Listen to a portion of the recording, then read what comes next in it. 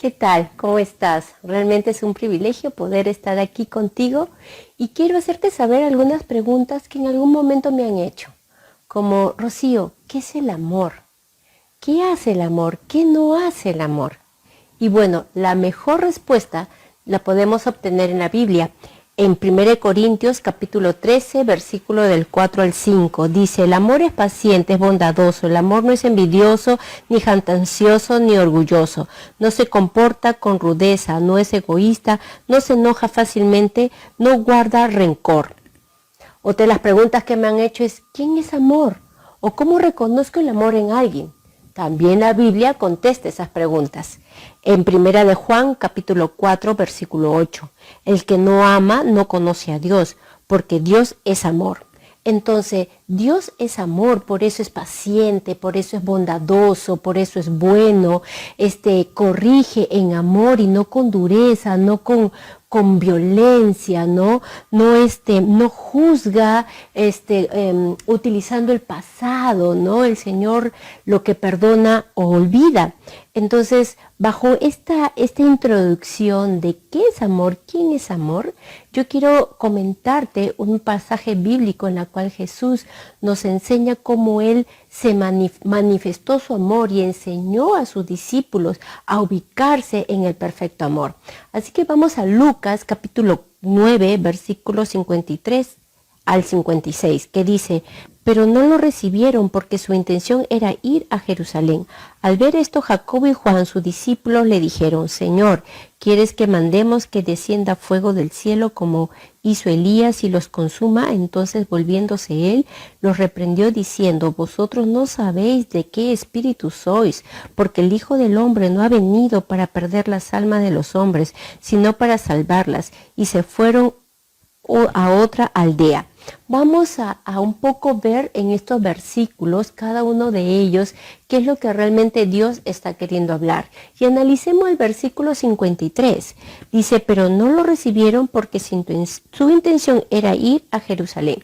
Versículos anteriores manifiesta que Jesús, su intención era ir a Jerusalén, pero pasar por esta ciudad, y en esta ciudad no quisieron recibirlo porque sabían que se iba a ir a Jerusalén. ¿Quiénes eran esta ciudad? ¿Por qué no quisieron recibirlos? Esta ciudad era parte o vivían los samaritanos, ¿no? Estos samaritanos tenían un conflicto histórico con los judíos, ¿no? En la cual no se podían ni ver. Los judíos lo consideraban de una clase inferior, aún hasta los comparaban con los perros. A pesar que eran hermanos, porque los samaritanos vienen o proceden de las 10 tribus de Israel. Por pecado de sus reyes, el pueblo se dividió, quedándose 10 tribus y convirtiéndose en los samaritanos, y 2 tribus, ¿no? Donde quedaron los judíos con los de Benjamín, en la tribu de Benjamín, y ellos, los judíos, se consideraban los que eran del pueblo de Dios. Y los samaritanos se apartaron de las leyes porque se juntaron con los otros pueblos, se mezclaron con los otros pueblos y obtuvieron otros dioses. Entonces los judíos consideraban a los samaritanos como que inferiores, aún los comparaban como a perros, ¿no? Entonces no se mezclaban con ellos. ¿Cuál era la condición entonces de ese momento de los samaritanos? Acabo de decirte el contexto histórico, pero vamos a ver el contexto social. Ellos eran rechazados, no eran considerados pueblos de Dios, eran considerados hasta como perros. Si tú recuerdas, cuando Jesús se acerca a la mujer, a la samaritana, para pedirle agua, ella le responde a Jesús, ¿cómo se te ocurre pedirme a mí, yo siendo samaritana, agua y tú judío? ¿No? Entonces diciendo, oye, ¿qué te pasa? Nosotros ni nos hablamos. Ella ahí reflejó también su condición, ¿no? Oye, ¿te das cuenta con qué estás hablando? Yo soy samaritana y soy mujer, ¿no? Entonces, su valoración era tan poquita. Podemos ver la parte emocional, el contexto emocional de los samaritanos, ¿no? Entonces, no eran aceptados, no se sentían aceptados, estaban enojados, estaban resentidos, se sentían menos, ¿no? Su autoestima estaba por los suelos, por decirlo de una manera, y a nivel espiritual ellos estaban alejados de Dios, no seguían las leyes de Dios y obviamente tenían un espíritu de rechazo sobre ellos fuerte. Entonces vemos la parte, el contexto histórico, el social, el emocional y el espiritual de los samaritanos. El versículo no dice explícitamente qué era lo que ellos sentían, pero podemos deducir el por qué ellos reaccionaron de esa manera cuando supieron que Jesús se iba a los judíos. ¿Qué? ¿Te vas con ellos? ¿Prefieres a ellos? Y obviamente bajo ese contexto ellos reaccionaron al rechazo, ¿no? Habían sido rechazados y por esa herida ellos también rechazaron. El que está herido tiende a herir.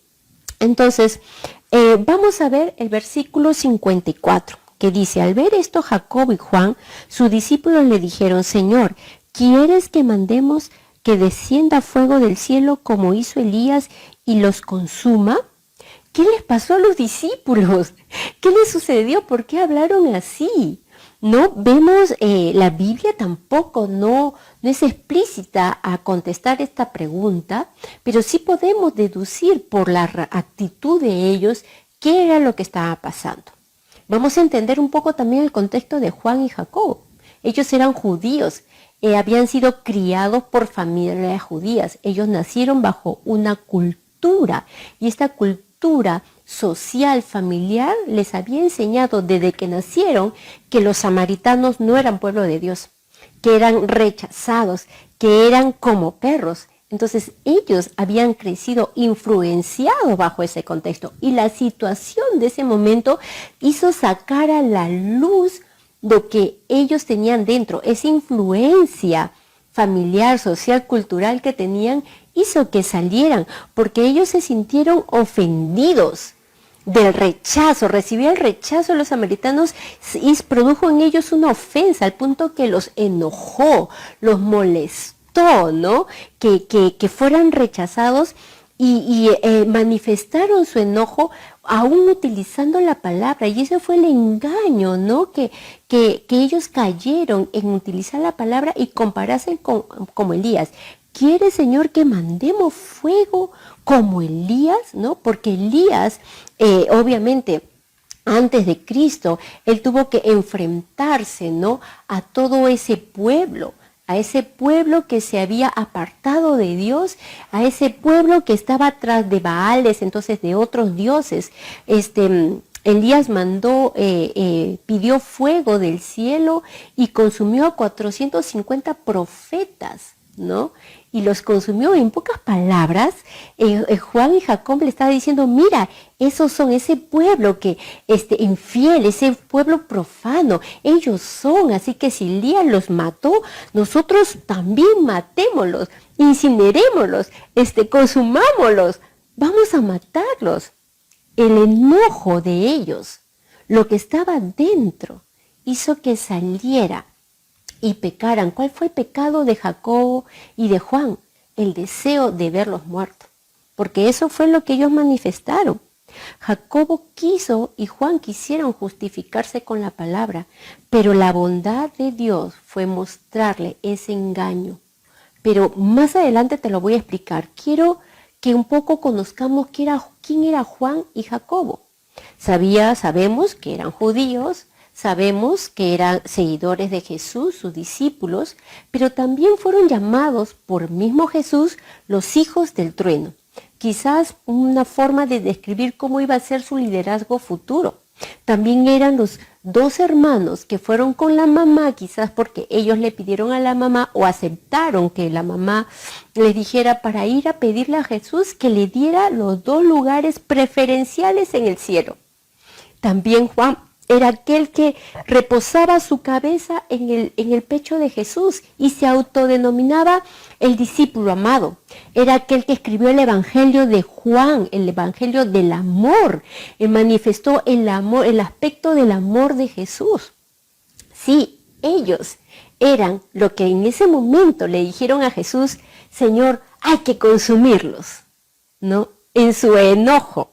hay que consumirlos. Pero el pero de Dios, ¿no? Los buenos peros de Dios. Le dice en el versículo 55. Jesús entonces, volviéndose, los reprendió, diciendo, vosotros no sabéis de qué espíritu sois. Los reprendió, dice, ¿cómo los reprendió Jesús? Nosotros tenemos un concepto equivocado de la palabra reprender, disciplinar, exhortar, corregir. Tenemos conceptos errados y lo mezclamos con dureza, con lastimar, con ofender, con humillar, con golpear, porque quizás esos hemos recibido y pensamos que ese es el significado, pero no es así. El significado para Dios de reprender, de disciplinar, mira, es conforme a lo que dice en Proverbios 3:12, miremos lo que dice, porque el Señor disciplina a los que ama, como corrige un padre a su hijo querido. ¡Wow! El padre que realmente ama, disciplina con amor, y eso es lo que hizo Jesús. Y mira, y te lo manifiesto, la misma palabra lo manifiesta, dice que Jesús se acercó. Juan y Jacobo habían pecado, le estaban diciendo, y con engaños, quiero matarlos a esos samaritanos, utilizando la palabra. ¿Y acaso Jesús le dijo, yo más bien te voy a consumir a ti? No, dice que Jesús se volvió a ellos. No sé, de repente estaba un poquito adelante de ellos o estaba un poco alejado de ellos, pero en donde estaba, dice que Jesús se volteó a ellos, se acercó a ellos. Cuando Adán y Eva pecaron, Dios dice que fue a buscarlos y los llamó. Adán, Eva, ¿dónde están? Dios se acercó, como Jesús se acercó, habían pecado ahí al lado de Jesús, pero Jesús se le acerca. ¿Para qué? Para reprenderlos en amor y mostrarles su amor, porque Jesús no quería que se quedaran con ese engaño. Ese engaño les hacía decir, somos los cristianos que estamos enojados contra estos pecadores. Jesús los confrontó como a un espejo. Mira, la verdad es la raíz que tienes de pensar que tú eres más que ellos, de sentirte ofendidos, no porque has sentido el rechazo de ellos. Has deseado matarlos. Mientras que yo quiero dar vida, tú has deseado matarlos. Dios no quería, Jesús quería que ellos puedan reconocer eso, porque si no, todo el tiempo se hubiesen quedado con la idea de que ellos estaban bien y los pecadores eran los samaritanos. Pero Jesús les brindó, los reprendió en amor, con amor. Eso es lo que hizo Jesús. Porque, ¿y cómo?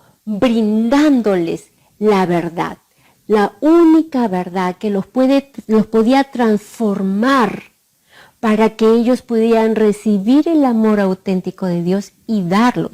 Miren lo que dice en el versículo 56. Porque el Hijo del Hombre no ha venido para perder las almas de los hombres, sino para salvarlos. Lo que hizo Jesús fue mostrarles el amor. Mira, fíjate, alíñate. Tú no me estás reconociendo. Al querer consumirlos y matarlos, te estás olvidando de quién soy yo, Juan. Yo he venido a amar, a salvar. Tu ira, tu enojo te está haciendo que te olvides de mí. Ubícate, mírame. Yo soy Dios de amor. Yo soy amor. Eso es lo que le estaba diciendo a ellos dos. Y yo no he venido solo para salvarlo a ellos que son pecadores, profanos y adúlteros. También a ti que estás ahorita pecando, siendo un asesino, porque estaba queriendo consumirlos, estaba queriendo matarlos. Le estaba confrontando a que tanto ellos necesitaban un Salvador, los samaritanos, como ellos, como judíos, como tú y como yo. Necesitamos del amor de ese Salvador.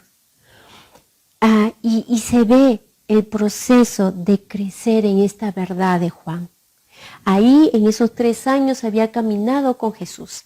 Había caminado tan cerca del amor, ¿no? Aún se decía el discípulo amado, Juan.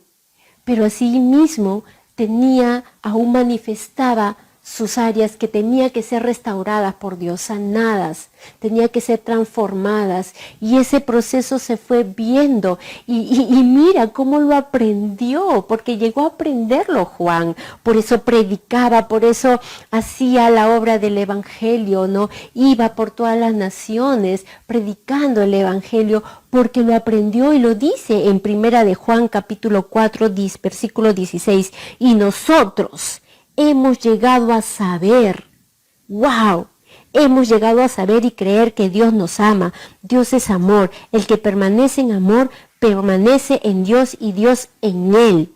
Dice, llegamos a saber, porque al comienzo no lo sabían, no lo entendían bien, pero conforme en cada caminada con Jesús sobre la tierra, y aún cuando Él se fue y caminando con el Espíritu Santo, Él comenzó a entender realmente el verdadero amor, que estaba para todos, para todo aquel que cree en Él.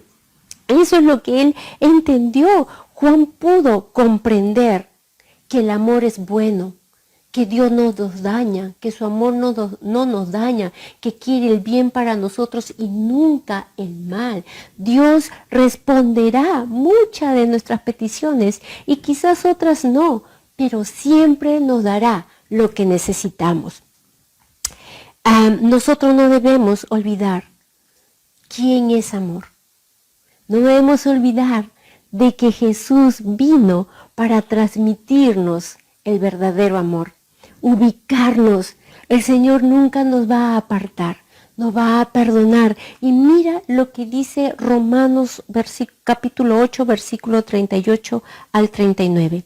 Pues estoy convencido que ni la muerte ni la vida, ni los ángeles ni los demonios, ni lo presente ni lo porvenir, ni los poderes, ni lo alto ni lo profundo, ni cosa alguna de toda la creación podrá apartarnos del amor que Dios nos ha manifestado en Cristo Jesús nuestro Señor. No hay perdón que Dios no otorgue. No hay arrepentimiento que Dios no acepte. No hay nada que nos separe del amor de Dios. Nada. Él siempre nos va a amar con su amor perfecto. Dios es amor y aquel que conoce a Dios puede amar. Y si tú conoces a Dios, tú puedes amar. Y ahí está tu pregunta contestada. ¿Cómo vas a reconocer que alguien te ama si esta persona conoce a Dios? Más allá de tus imperfecciones y errores, más allá de las imperfecciones y errores de la otra persona, si conocemos a Dios, su amor nos va a transformar, su amor nos va a moldear y nos va a ayudar a nosotros poder decir como Juan, hemos llegado a saber y a creer que Dios es amor. Y que Él nos ama y que el que permanece en amor permanece en Dios y Dios permanece en Él. Y yo te agregaría que para siempre, por la eternidad, conozcamos al dador de la vida, conozcamos a la esencia del amor y en esa verdad, en esa transformación de su verdad, nosotros vamos a poder entender su amor, recibirlo y poder darlo. Y saber que ni siquiera nuestros propios pecados nos apartarán de Él. Porque Él ha dado su vida por nosotros. Porque ama a la humanidad y quiere que todos vengan al conocimiento de su amor, de su gracia.